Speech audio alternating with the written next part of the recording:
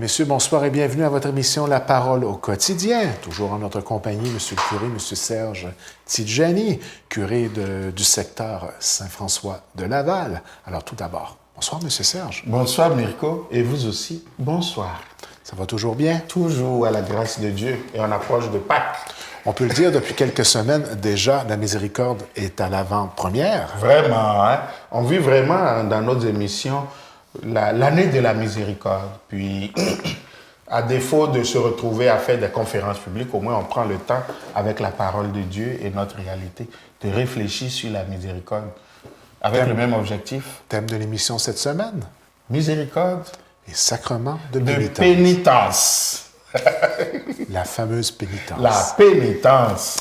Pourquoi parler de sacrement de pénitence durant, naturellement, l'année de la miséricorde? Ben oui, nous parlons de miséricorde, c'est-à-dire d'un Dieu qui nous aime sans limite, d'un Dieu qui nous aime toujours. Comment est-ce qu'on est chanceux? Là? Comment on est chanceux, hein? Comment on est bien.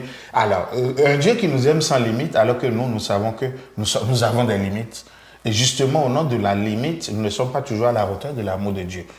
Ça veut dire que la miséricorde, là, ça se montre aussi dans la capacité de Dieu de nous pardonner. Et le sacrement de pénitence, pour nous, c'est le lieu par excellence où nous recevons le pardon de Dieu. Vous pouvez l'appeler le sacrement de confession. C'est-à-dire, je confesse l'amour de Dieu, je confesse mes péchés. Vous pouvez l'appeler sacrement de réconciliation. Je refais la paix avec Dieu, je fais la réconciliation. Je me réconcilie avec moi-même, je me réconcilie avec mes frères et sœurs. Vous pouvez l'appeler sacrement de pénitence parce que tu ne vas pas te livrer comme ça si tu ne fais pas un effort humain et divin. Et pourquoi ça valait la peine de parler de ça pendant l'année sainte? D'abord, parce que ça nous rejoint dans la réalité. Il ne faut pas se leurrer de dire on va faire une émission, on va faire une année de la miséricorde et ne pas parler de la pénitence. Ce serait faire du sucre à la crème sans sucre. Est-ce qu'on doit remettre en question l'existence même du péché? Bon. Avant ça, une belle question là que je dis comme ça. Je vous lis un petit extrait de la lettre du pape lorsqu'il nous parle de l'année de la miséricorde. Il va dire, avec conviction, remettons au centre le sacrement de la réconciliation, puisqu'il donne à toucher de nos mains la grandeur de la miséricorde. Pour chaque pénitent, ce sera une source d'une véritable paix intérieure. Alors, voilà ce que le pape nous dit lorsque nous célébrons l'année de la miséricorde. Et vous posez la question, bonne question comme je l'ai dit, est-ce que le péché existe encore? L'existence même du péché. Et moi, je reviens seulement à la question c'est une question que tout le monde se pose. Et la réflexion que j'ai souvent entendue dans la rue ici, ou même dans l'église, c'est de dire, avant tout était péché, aujourd'hui il n'y a plus de péché. Oh, le péché n'existe pas, vous aviez mis les péchés avant pour nous brimer, ben il n'y en a plus. J'ai entendu ça. Vous avez entendu ça. Mais ce que moi je demande, ce que je dis en ce cas-là, c'est est-ce que la faiblesse humaine existe? Est-ce qu'on manque encore à une parole donnée? Est-ce qu'on se trompe encore? Est-ce qu'il nous arrive de mal faire? Est-ce qu'il nous arrive de savoir que ce n'est pas bon et de m'engager à le faire? Alors, si sincèrement vous répondez oui, et je suis sûr que vous allez répondre oui, donnez à ce que vous voulez là le nom que vous voulez. Mais moi, je l'appelle, quand je suis embarqué dedans moralement, je l'appelle un péché. En ce qui concerne les conséquences qui pouvaient y avoir versus la façon avec laquelle on interprétait il y a 50 ans passés, les gens, ça allait loin là, au niveau des conséquences. Bon, il y avait plusieurs personnes qui se faisaient fermer les portes à l'entrée du paradis selon la liste, et elle était longue, de péchés auxquels on pouvait avoir des conséquences graves dans l'autre vie.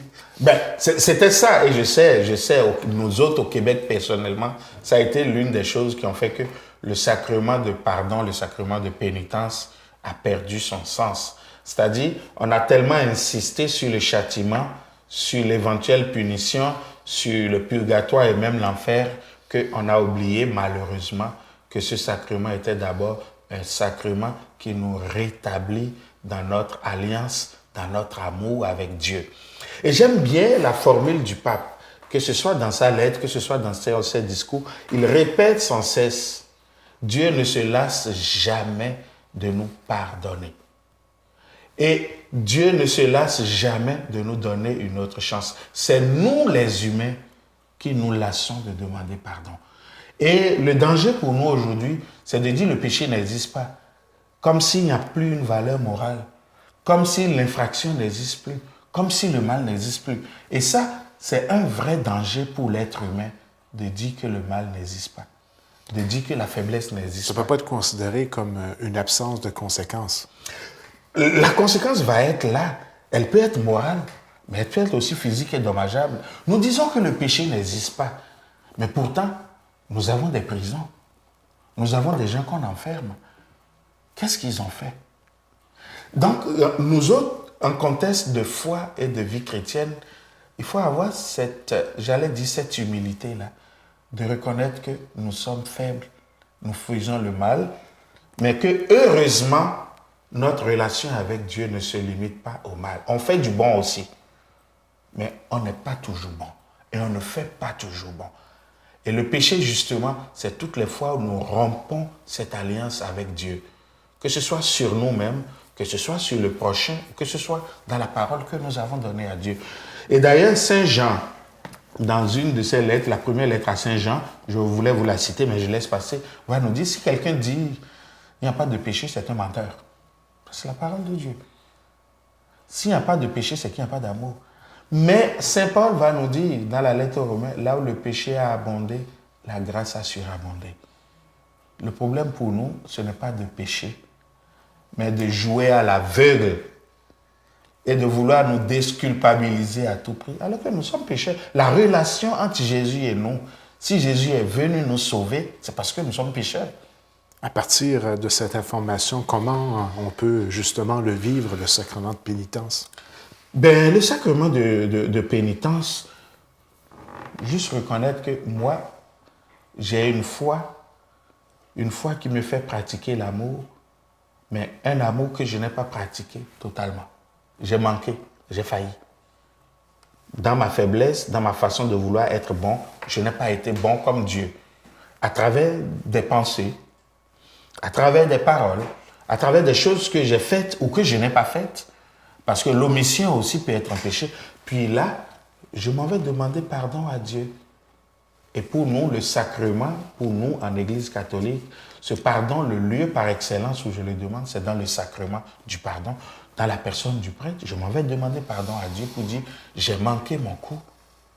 Je viens demander pardon et je demande surtout la force, la grâce d'être mieux à l'avenir.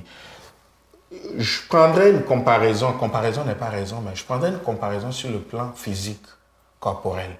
Quand je file mal, je vais voir le médecin. Puis je lui dis, voici ce qui ne va pas. Et il me regarde et il m'aide à avancer dans mon corps, à me sentir mieux. C'est normalement la même chose quand je vais au sacrement du pardon, au sacrement de pénitence ou de réconciliation. Quelque chose ne va pas bien dans mon âme. Puis j'en parle et le prêtre, au nom de Dieu, me donne le chemin pour guérir. Nous avons entendu parler des missionnaires de la miséricorde.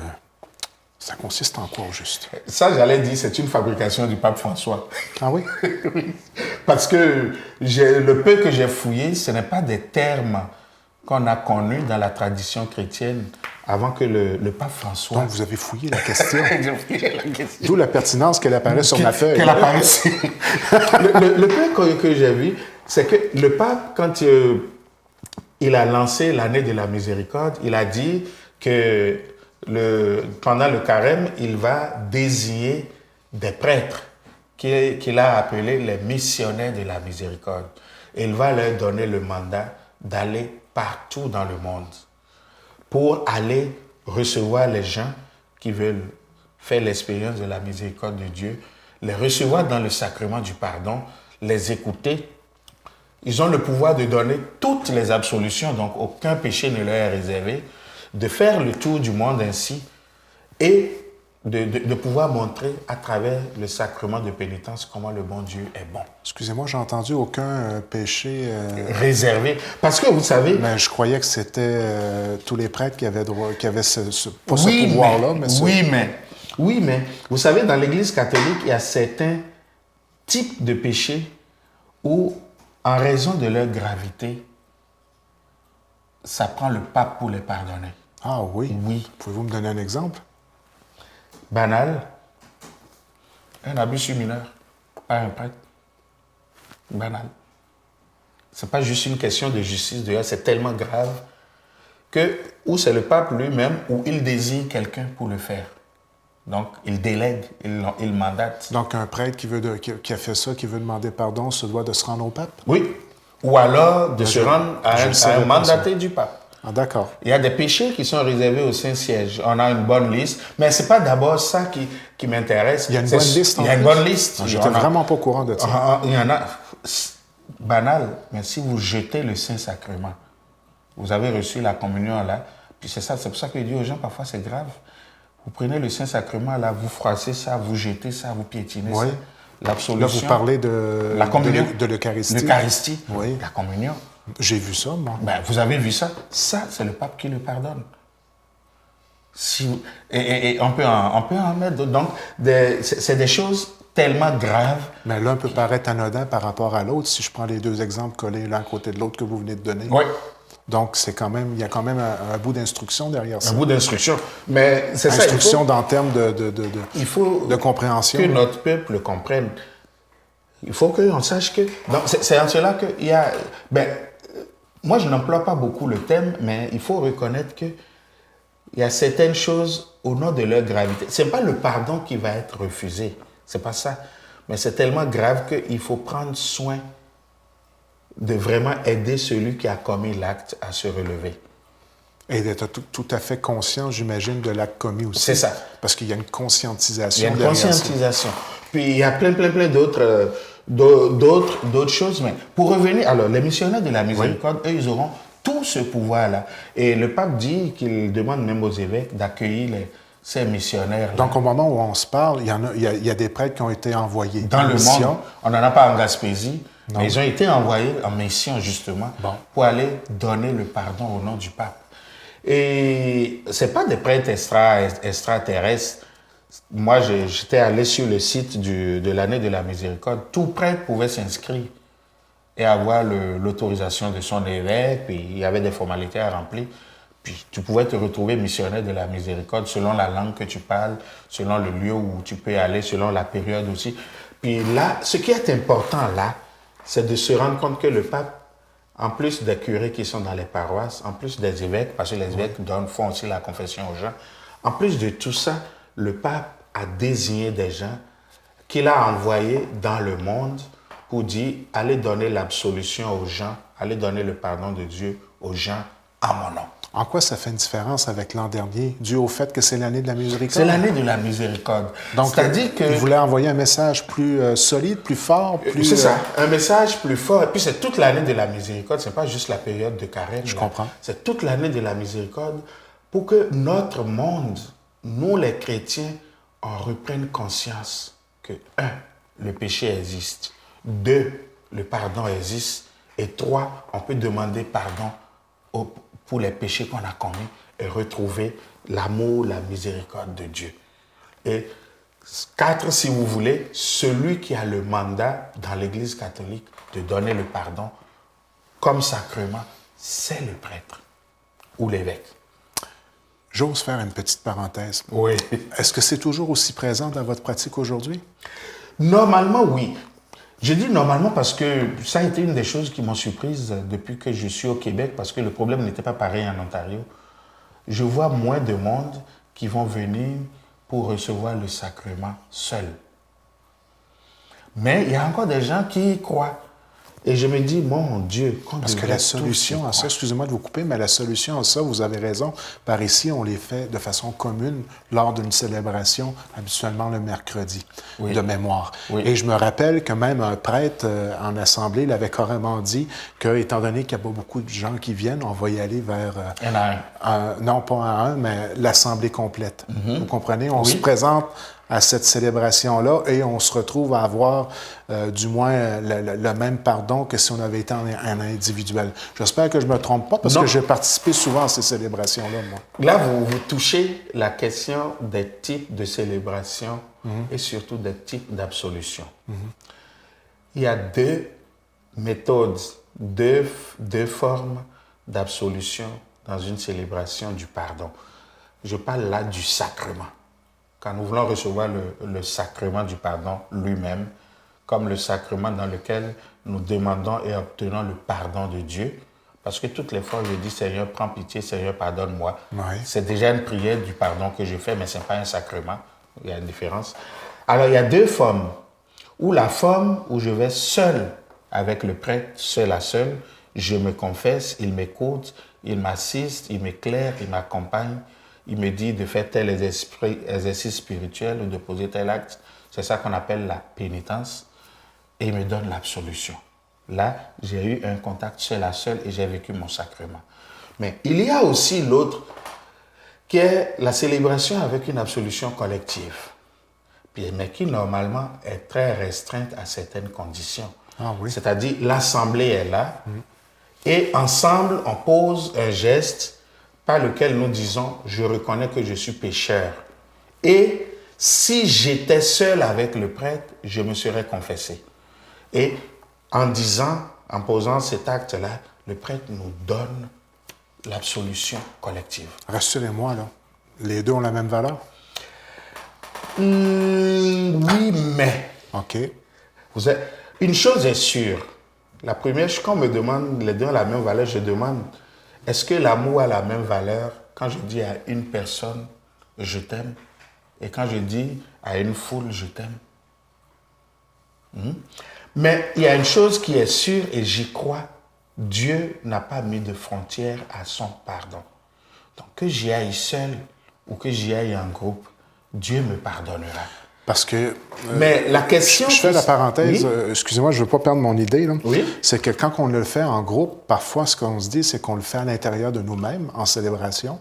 Bon. Et puis, on attend naturellement que le processus se fasse en collaboration avec le prêtre présent dans l'Église. C'est ça.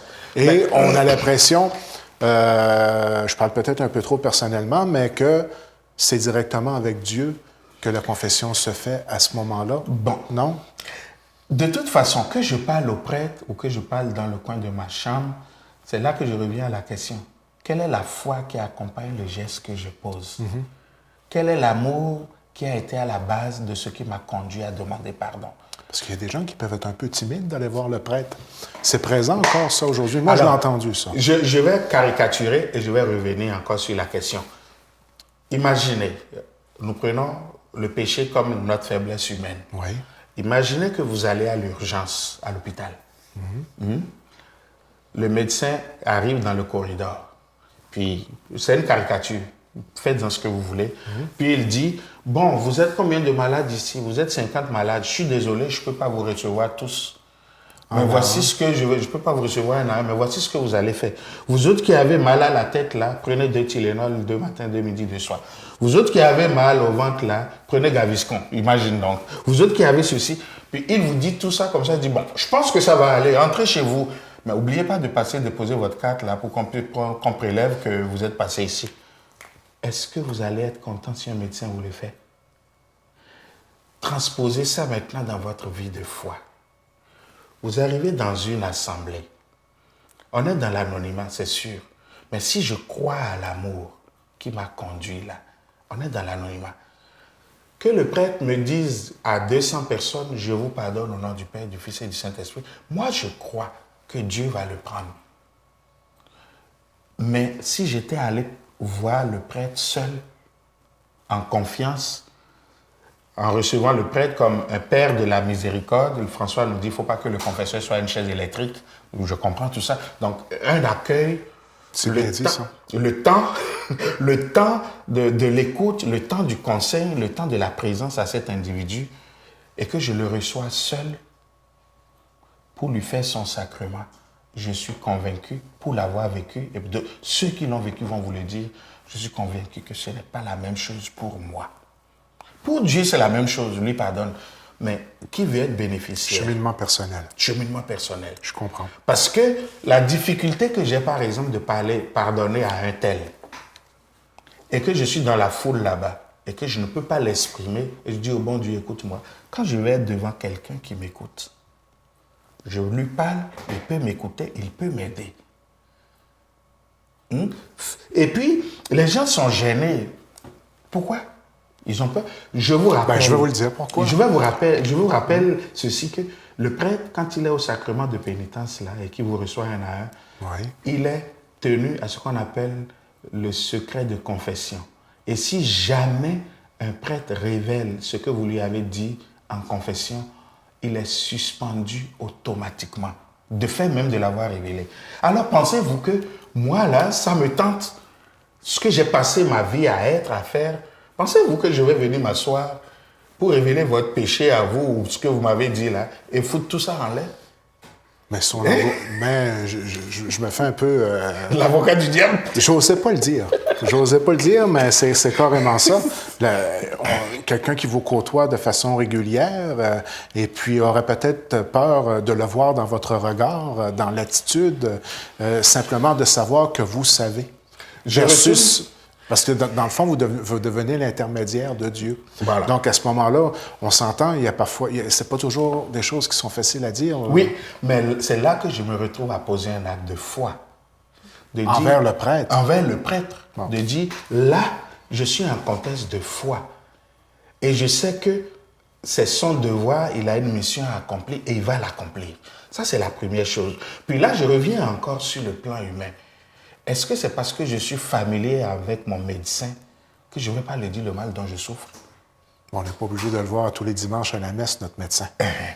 Mais est-ce que parce que je suis habitué à lui, parce que je prends du café avec, parce qu'on joue au golf avec, que je m'entends bien avec. Que je m'entends bien avec, que quand je vais aller le consulter pour ma santé, je vais cacher des choses? Non, parce que je sais que là, il est dans un contexte professionnel et il va respecter sa profession. Et moi aussi, et tous les prêtres aussi, je mets ça à leur crédit, que peu importe le type de relation que vous avez avec quelqu'un, le prêtre est capable de faire la distance. Un pouvoir incroyable que vous avez tout de même, là. Hein? Oui. On s'entend. Un pouvoir reçu de Dieu dans les êtres fragiles que nous sommes et un pouvoir dont nous allons rendre compte un jour. Donc, c'est pour ça que c'est un acte de foi. Tant qu'à moi, le pouvoir de baptiser, le pouvoir de marier, le pouvoir de pardonner, on s'entend que dans le cheminement de la foi, c'est un pouvoir extraordinaire. C'est un pouvoir extraordinaire, mais mis au service du peuple de Dieu. Tout à fait. Et vous êtes au service du peuple de Dieu. Le sacrement n'est pas mon sacrement. Je ne suis pas le patron du sacrement du l'Église avec un grand E. C'est l'Église, c'est Dieu qui a donné ce pouvoir-là. Et chaque fois que je pose un acte, je dis à quelqu'un, et je vous pardonne au nom du Père, du Fils et du Saint-Esprit, c'est un acte d'église que je pose, c'est un acte que je pose au nom de Dieu. Et je pense que pour tous les prêtres, c'est trop sacré pour qu'on joue avec. Je le dis, j'en suis sincère. C'est sûr qu'il y en a qui vont mal tourner, c'est humain. On a des procès pour des gens parfois qui, dans le milieu professionnel, on les poursuit pour atteinte au secret professionnel. Mais ce n'est pas la majorité. Donc, pour revenir à ça, ce que moi je demande toujours, c'est est-ce que je crois à l'amour? Et si l'amour a été brisé, est-ce que je suis prêt à réparer ce qui a été brisé? Et quel chemin je suis prêt à faire pour le réclamer? Et moi, comme prêtre, j'ajouterais, il y a tellement, on a aussi une grâce, je ne le dis pas parce que je suis devant un écran.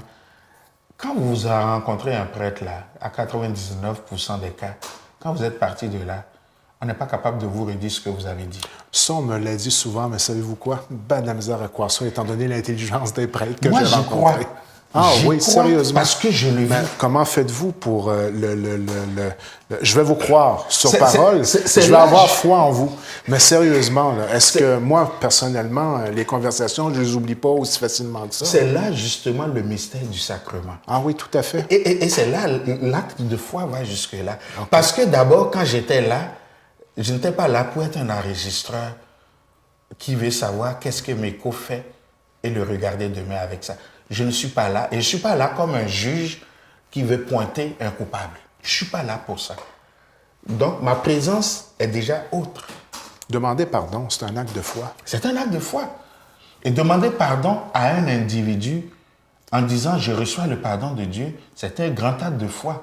De la même façon que quand moi je prends le pain et le vin, je dis « ceci est mon corps, ceci est mon sang », physiquement, le pain n'a pas changé, le vin n'a pas changé, mais ma foi me va dire, parce que le prêtre a prononcé ces paroles, c'est devenu le corps du Christ. Est-ce qu'on pourrait oser dire aux gens à la maison, de peut-être ceux qui ne l'ont pas tenté depuis longtemps, avec un prêtre, de tenter l'expérience, ne serait-ce que pour vivre l'encadrement personnel que cela pourrait représenter? J'ose dire oui, essayez-le.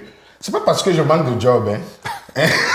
Parce qu'actuellement, je suis seul prêtre dans les 5 paroisses. Mais c'est pas parce que je manque de job, mais c'est parce que j'espère vivement, comme le pape, que nous redécouvrions ces éléments de la foi-là qui nous aidaient à mieux nous rapprocher de Dieu et à mieux nous rapprocher les uns des autres. Vous voyez, le pape François qui nous fait vivre cette année de miséricorde, ceux qui sont proches de lui disent qu'il se confesse tout le temps. Et seul, le pape se confesse. Jean-Paul II, de son vivant, il est saint aujourd'hui, il se confessait tous les jours. Tous les jours. Alors, si eux, j'ose dire, qui sont si proches de Dieu, ils se reconnaissent pécheurs, pourquoi pas moi? Et si eux, ils peuvent se mettre à genoux devant un prêtre pour dire « je demande pardon de Dieu », pourquoi pas moi? C'est comme ça. C'est peut-être pas des... Je ne suis pas en train de faire un argument pour convaincre les gens d'aller ou de ne pas aller se confesser. Non, parce que vous avez bien précisé que les deux étaient tout à fait valables auprès de Dieu. Oui. On parle en termes d'encadrement personnel. D'encadrement personnel Oui. et d'efficacité dans ma vie. Mais j'aime l'explication, puis c'est éclaircissant, c'est même passionnant à la limite. On approche très rapidement de la fameuse, la fête la plus importante de l'Église catholique, Pâques. Alors, à l'approche de Pâques, comment on peut vivre? C'est ça. Vous savez, hein, vous êtes très fort là-dedans. Tout le monde, on va venir pour faire ses Pâques. On va venir pour faire le sacrement du pardon. C'est sûr, j'ai déjà sorti mon agenda, au moins pour les 5 paroisses de notre secteur, pour les célébrations communautaires du pardon. Et je prendrai le temps de dire à chacune de ces célébrations, si, comme je l'ai souvent fait, mais je vais insister encore cette fois-ci, si après avoir vécu cela en commun, vous sentez le besoin de voir un prêtre, pas nécessairement votre curé, mais téléphonez à n'importe quel prêtre et dites-lui, je veux vous rencontrer, je veux parler. Et allez le voir. Et passez ce temps seul à seul si vous le pouvez. Et moi, je suis sûr que ça va nous aider à changer beaucoup notre relation du pardon avec Dieu. Parmi les célébrations qui vont être au programme dans les prochains jours, est-ce qu'il y en a quelques-unes qu'il faudrait privilégier? Bien, automatiquement, depuis que moi je suis au Québec, je suis habitué aux célébrations communautaires, où tu peux avoir 20, 50, 60 personnes. Alors, ces célébrations communautaires avec absolution collective. Si vous avez vécu ça dans votre paroisse, c'est déjà un pas. Si vous sentez le besoin de rencontrer un prêtre, n'hésitez pas. Vous en avez le droit. Ça, c'était la dernière chose que j'allais ajouter. Les sacrements, là, quand vous êtes catholique, quand vous êtes baptisé, recevoir un sacrement, c'est un droit que vous avez. C'est un droit que vous avez. Ce n'est pas une corvée. Recevoir la communion, là, c'est un droit que vous avez. Vous marier à l'église, là, c'est un droit que vous avez. Aller demander pardon de votre péché, là, c'est aussi un droit que vous avez. Mais tout cela se fait conformément à la discipline qu'il y a dans l'église. Donc, c'est pour dire, même la perspective de voir le sacrement de pénitence comme une peine et une souffrance, là, il faut qu'elle change. J'ai le droit d'aller voir le médecin quand je suis malade dans mon corps. Donc, j'ai le droit d'aller voir aussi le médecin de mon âme quand je suis malade. Et quand je vis ma vie de foi dans les sacrements comme une grâce, bien sûr, mais en même temps un droit pour trouver les moyens d'être saint, ça change tout. Ça change tout. Et c'est ce que moi, je vous souhaite de pouvoir regarder. Notre émission tire déjà à sa fin. On est dans la semaine où les célébrations de pardon vont commencer. Je vous encourage à y aller vivement pour préparer votre Pâques. Mais au-delà de poser un geste de Pâques, je vous encourage surtout à découvrir pendant vos célébrations de pardon, que ce soit privées ou collectives, à redécouvrir l'amour sans cesse de Dieu, à voir comment le bon Dieu vous pardonne, nous pardonne sans s'arrêter et à partir de cela, apprendre nous aussi à mieux pardonner aux autres. Je vous souhaite une bonne préparation envers Pâques, une bonne préparation de votre sacrement de réconciliation et de pénitence.